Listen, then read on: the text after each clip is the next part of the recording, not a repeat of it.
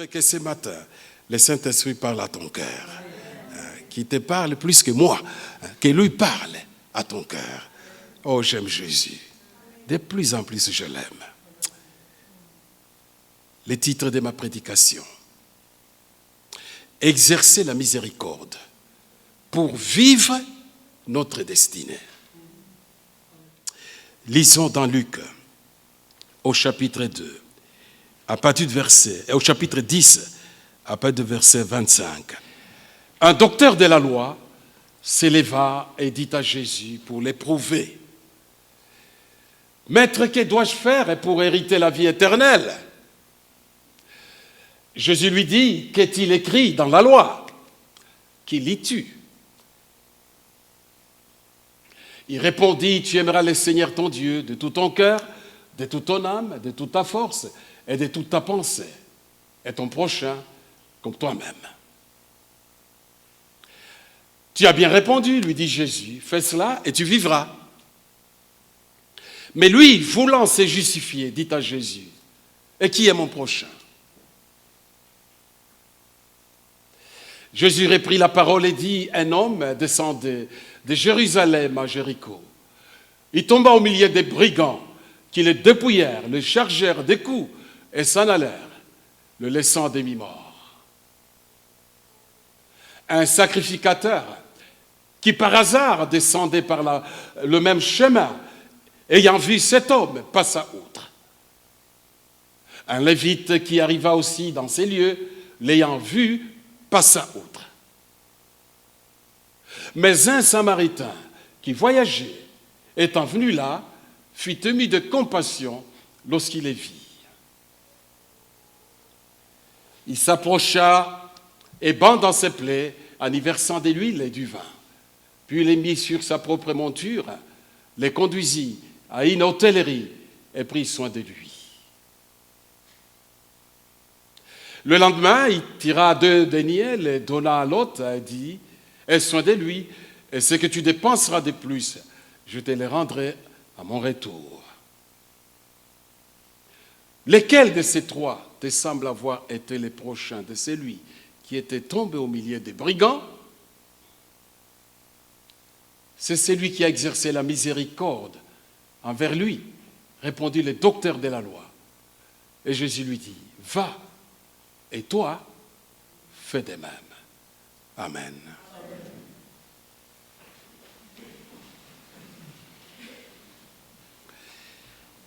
Exercer la miséricorde pour vivre ma destinée.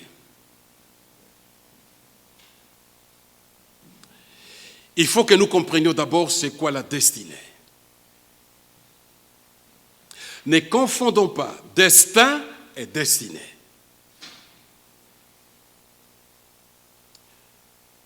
Le destin concerne un futur qui est déjà programmé, qui est fatal. Tu ne peux rien changer. Ça, c'est le destin. C'est un futur. Il est décidé. Tu n'y échappes pas.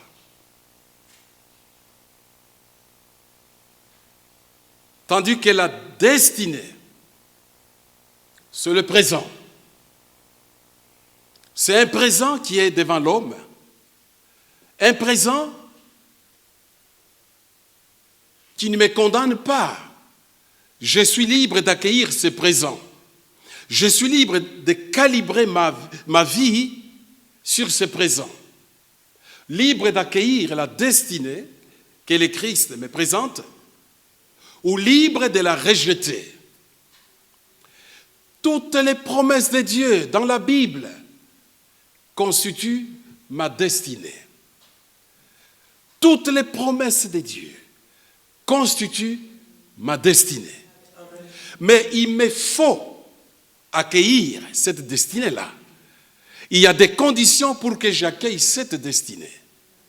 Et une des conditions aujourd'hui, je n'épuise pas les sujets, exercer la miséricorde altruiste envers autrui pour pouvoir vivre ma destinée qui est en Christ. Et quelle est cette destinée? La destinée qui est en Christ pour toi, pour mon gars, c'est que nous obtenions la miséricorde de Dieu. Or, dès que nous obtenons la miséricorde de Dieu, toutes les barrières souffrent. Quand Dieu prend plaisir à ce que nous sommes, quand Dieu nous regarde avec un regard miséricordieux, eh bien les portes verrouillées se déverrouillent d'elles-mêmes. Quand Dieu a regardé Israël avec la miséricorde, il a envoyé Moïse pour libérer Israël. Quelle que fut la résistance de Pharaon, Israël est sorti. Quand Dieu a de la miséricorde sur des malades, des guérisons ont lieu. La destinée, elle est là, c'est un présent. Elle est devant moi et je dois l'accueillir. Lorsqu'on dit exercer la miséricorde, on pense toujours aux enveloppes d'argent. On pense toujours aux besoins matériels. Non. L'homme n'est pas qu'un être matériel. L'homme est constitué du corps, de l'âme et de l'esprit.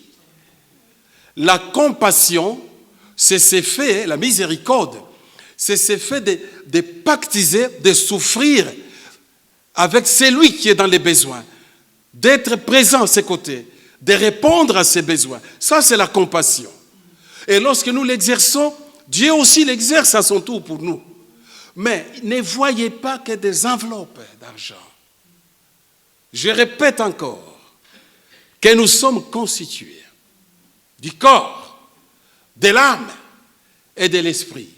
Et Dieu seul sait que ces trois éléments de notre vie peuvent avoir des besoins.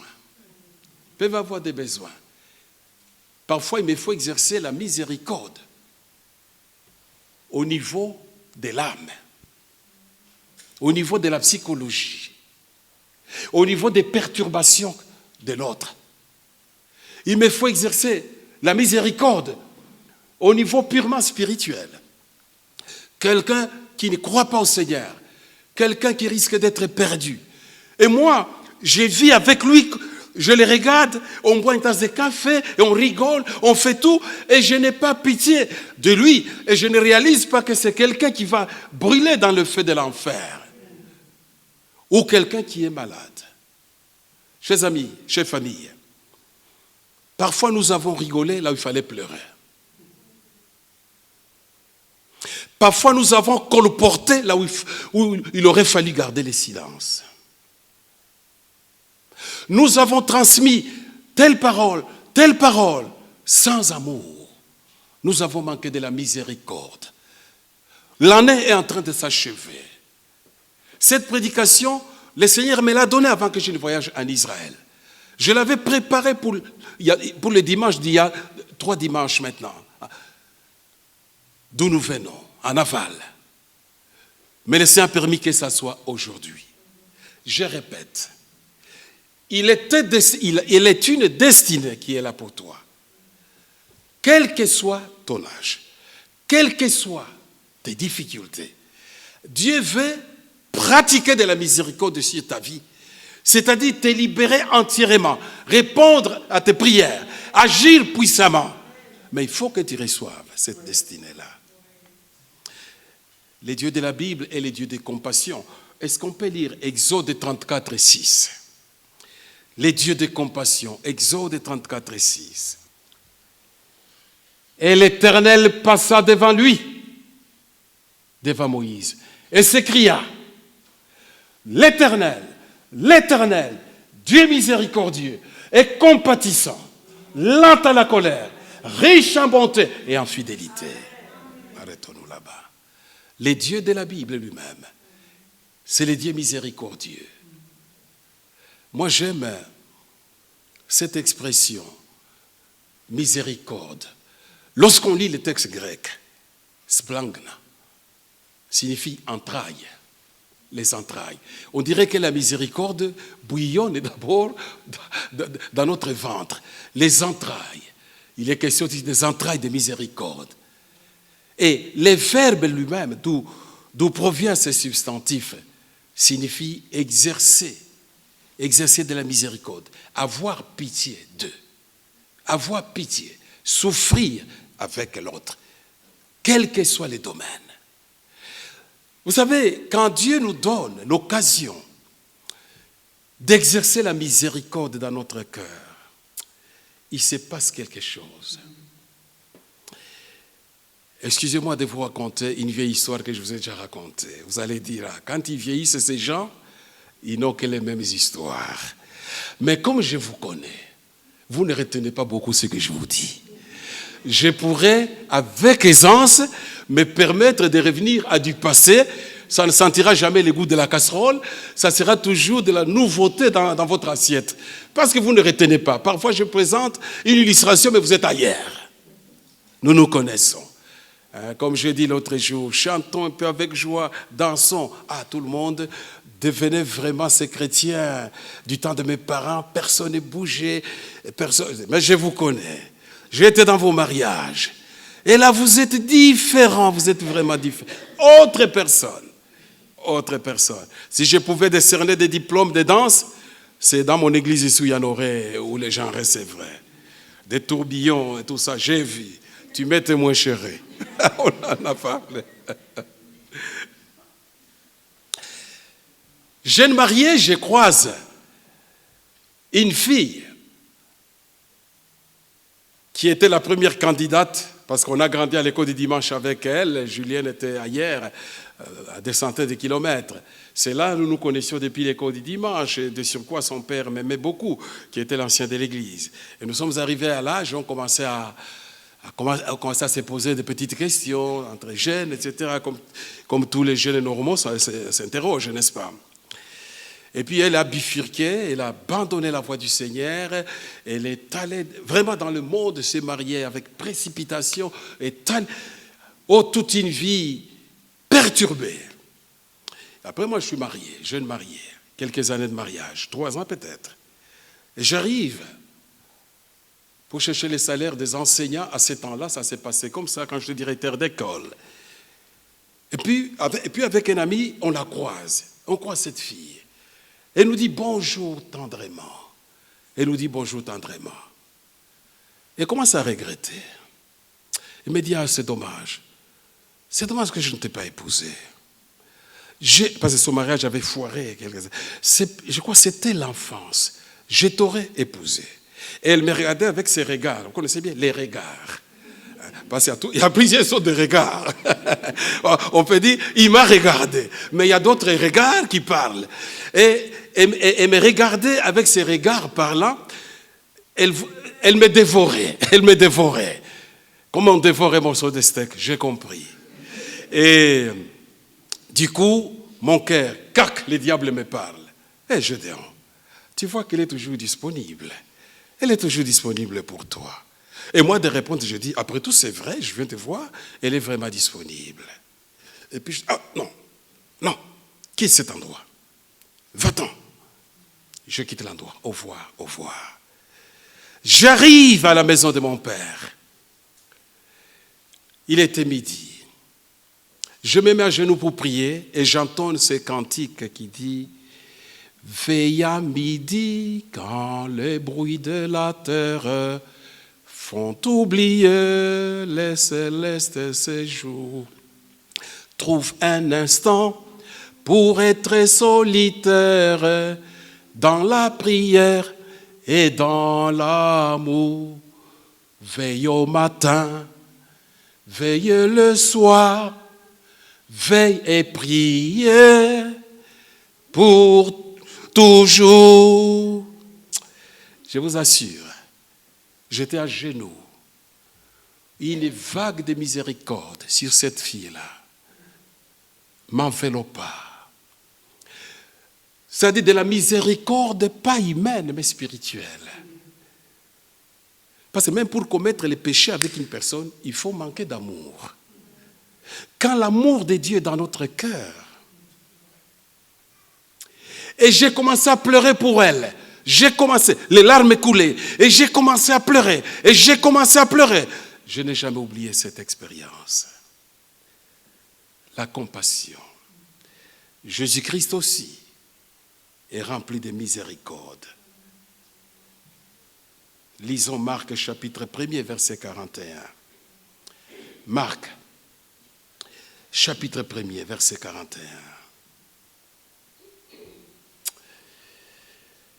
Que Dieu nous accorde la miséricorde. Jésus est mis de compassion. C'est un lépreux qui va toucher. Jésus est mis de compassion. On ne touchait pas les lépreux. Étendu la main, le toucha et dit, je le veux, sois pur.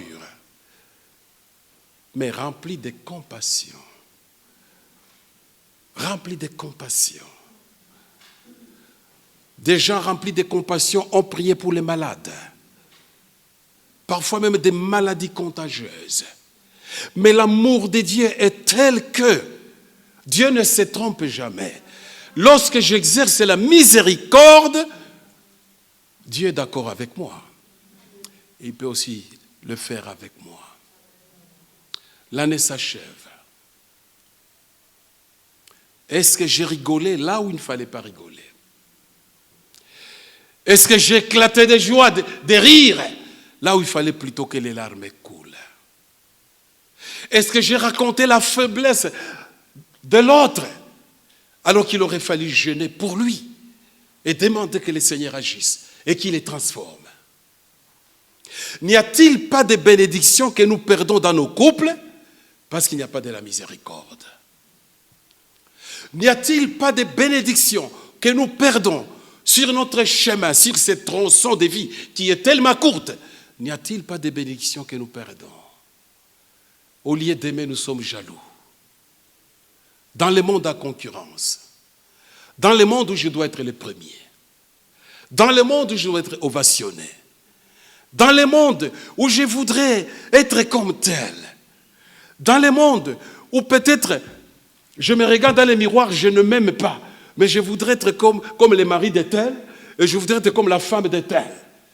Dans le monde où le paix que Dieu me donne ne me satisfait pas, je suis plutôt ingrat. Je ne dis pas merci au Seigneur. Je ne fais que demander. Dans le monde où un petit retard, puisque Dieu n'a pas répondu à la prière, on les met au banc des accusés.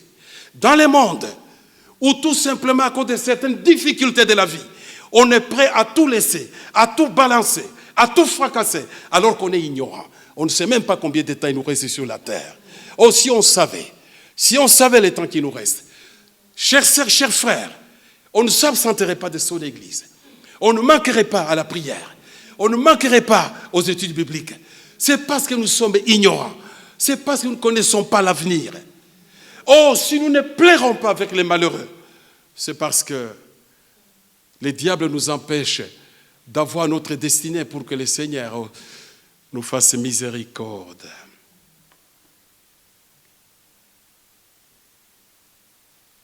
Un docteur de la loi, un théologien, un connaisseur de la Torah, de l'Ancien Testament, aborde Jésus pour tester son rabbinat, pour l'éprouver. Il lui dit, allô maître, que dois-je faire pour être sauvé? La question d'Issalie est une question essentielle. Même si elle ne te préoccupe pas, les jours viennent où elle va te préoccuper. Les jours viennent où dans ta solitude, avant de passer cette vallée sombre, où cette question va te préoccuper. Les jours viennent où quand tu es seul et que ceux qui t'entourent, les larmes coulent et qui frottent tes épaules, ta figure pour te dire nous t'aimons, sache que nous t'aimons, courage, nous t'aimons, tu laisses des bons souvenirs. Dans cette solitude-là, c'est alors qu'on commence à se poser la question, qu'est-ce que j'ai fait pour Dieu? Qu'est-ce que j'ai accompli pour Dieu? Attention, attention. Je ne vais pas t'inquiéter. Oh, je voudrais que dans ton cœur, la miséricorde sainte de Dieu soit présente et que tu l'exerces envers l'autre sous ces trois dimensions. Corps, âme et esprit. Que dois-je faire pour être sauvé? Jésus lui renvoie la balle. Tu connais toi-même ce que dit la Bible, ce que dit l'Ancien Testament. Qu'est-ce qu'il faut faire? Qu'est-ce que tu lis? Comment résume-t-il la loi? Oh, aimer le Seigneur ton Dieu de tout ton cœur, etc. Et ton prochain comme toi-même. Jésus lui dit, chapeau, tu as bien réussi, félicitations. Mais le docteur de la loi, c'est un homme, un but de lui-même. Il veut se justifier. N'est-ce pas, nous vivons toujours des vies où nous voulons nous justifier devant des gens, où nous portons des masques pour montrer que nous sommes ceci alors que nous ne le sommes pas véritablement. Cet homme n'avait même pas l'amour du prochain. Et il pose la question, et qui est mon prochain? Jésus ne lui a pas dit, les Juifs ton voisin, ou les Phraimites ton voisin, etc. Et Jésus aime les paraboles. Et Jésus parle en parabole, comme à son temps. Il lui dit, un homme, pas besoin de spécifier son nom, parce que ce n'est qu'une parabole. Un homme voyageait de Jérusalem à Jéricho. Si tu as l'occasion de visiter la Terre Sainte, parce qu'en bus, en groupe avec les gens, on ne voit pas tout. Un de mes étudiants nous emmena dans cette région, tu te rappelles, la région désertique, où passait le vieux chemin du temps de Jésus. Et on voyait en bas, loin à plusieurs kilomètres, la ville de Jéricho. Certainement, la parabole les renvoyait à cette région-là. Et cet homme qui marchait tombant entre les mains des brigands, dit Jésus, les brigands le rouèrent de coups, le blessèrent, le dépouillèrent et les laissèrent à demi-mort. Et puis Jésus va dire, un lévite, un sacrificateur passa par là. Le sacrificateur est un lévite qui est en fonction. C'est un ministre du culte. Il est vu, passa outre. Puis un lévite simple, c'est-à-dire c'est quelqu'un de la tribu de Lévi, mais qui n'est pas ministre du culte, qui n'est pas opérationnel. Lui aussi passa. Et après Jésus dit, puis vint un Samaritain. Samaritain, étranger aux Juifs, syncrétiste, qui a une religion bigarrée, qui a la vérité et les mensonges. Samaritain, ennemi des Juifs. D'ailleurs, quand les Juifs traversaient la Samarie, arrivaient à la frontière, ils enlevaient leurs sandales et secouaient la poussière pour ne pas ramener du côté juif la poussière d'un peuple qui est maudit.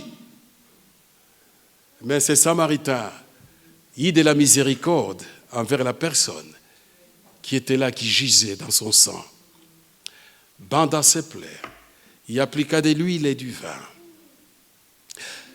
Il les transporta sur sa propre monture, l'amena à l'auberge, paya même des deniers pour qu'il soit soigné, et promit aux responsables de l'auberge, soigne-les bien, c'est que tu vas investir de plus, je reviens et je te paye. Et Jésus posait la question au docteur de la loi, selon toi, qui est le prochain de cet homme? Et lui de répondre, c'est lui qui a exercé la miséricorde. Et Jésus de conclure, et toi qui prétends être sauvé, va, fais de même, et tu seras véritablement sauvé.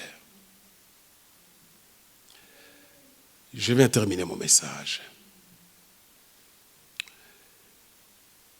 Que Dieu m'aide. Pour ne pas dire que Dieu t'aide. Que Dieu m'aide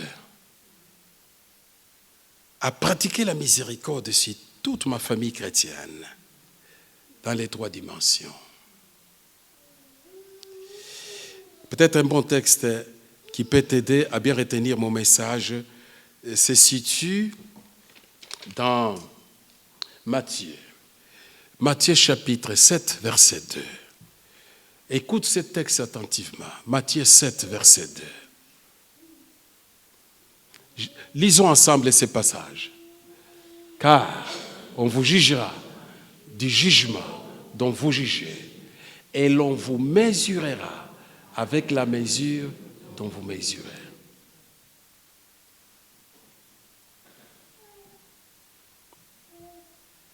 Si vous avez de la miséricorde pour les gens,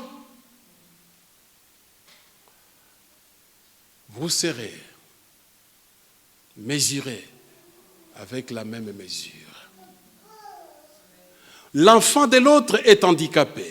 Si nous ne savons pas enlever l'infirmité, mais au moins nos prières peuvent apaiser son cœur, c'est de la miséricorde.